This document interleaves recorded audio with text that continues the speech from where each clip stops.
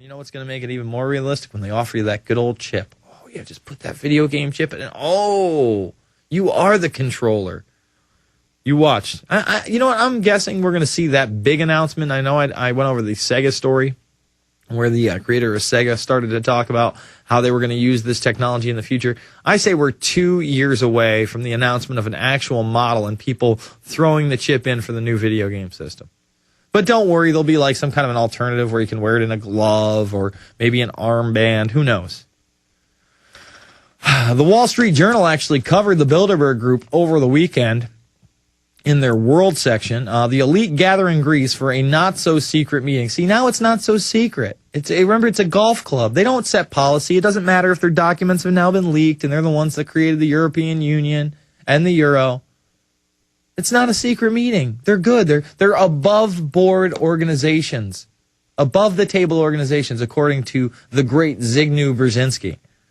The Astor Palace Hotel in this Greek coastal town wasn't open for coffee Friday. The luxury resort, 25 miles south of Athens and the Aegean Sea, normally welcomes guests to use its bars and restaurants or its private beach.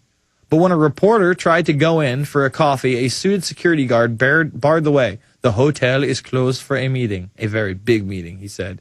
Greek media, apparently tipped off, were abuzz over the reasons behind the heightened security at the hotel.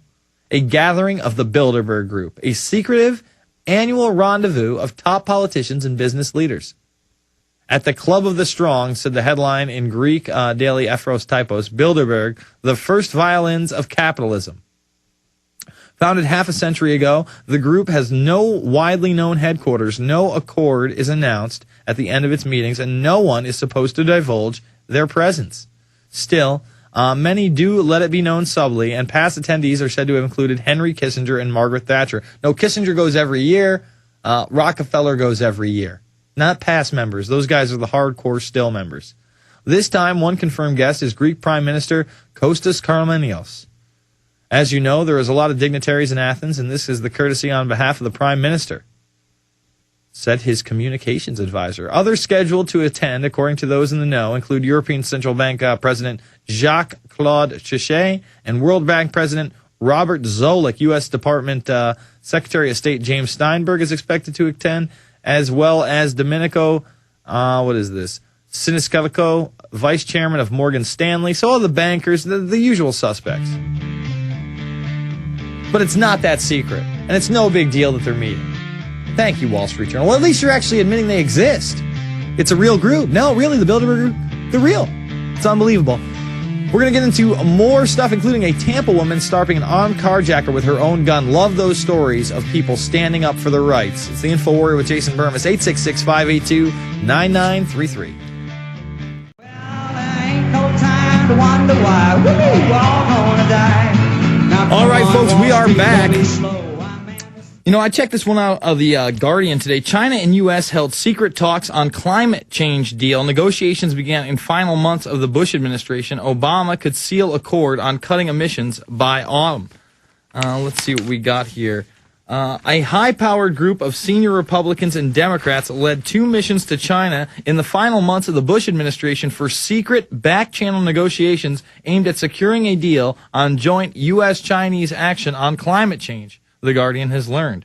The initiative, involving John Holdren, now the White House science advisor, and others who went on to positions in Barack Obama's administration, produced a draft of agreements in March, barely 2 months after the Democrat assumed the presidency.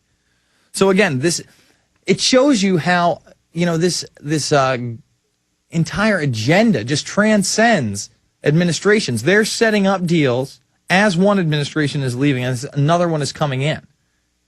Okay? And meanwhile, all these emission cuts are being passed. People are proposing the carbon tax legislation. You don't think you're paying a carbon tax? That's what this is about. This is about more control. The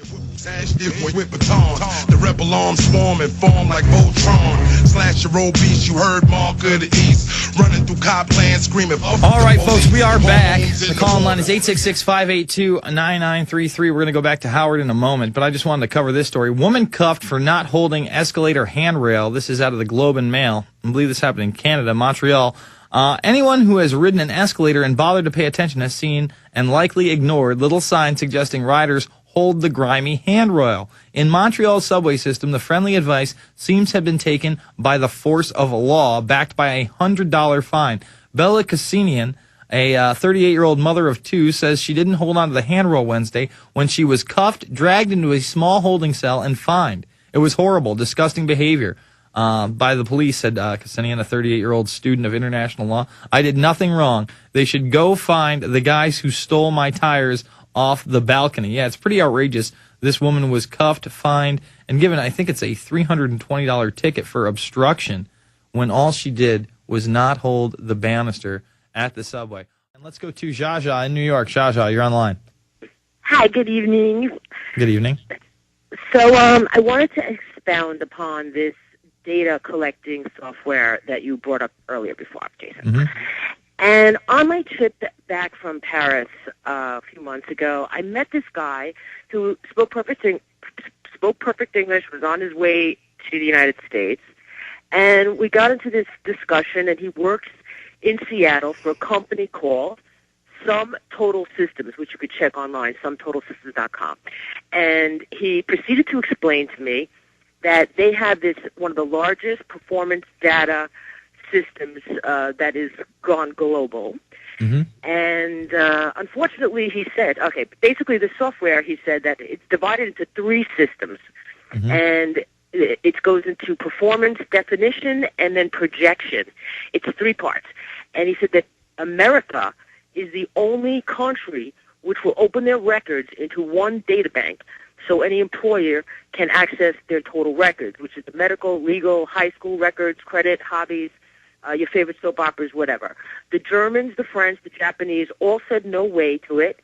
And also the French, if you look for data on any French citizen, you'll only obtain no more than a paragraph. But a U.S. citizen will have the full feature. That's the beginning, the middle, and the future projectile, which will assess starting at the young age. It's all about replaceability.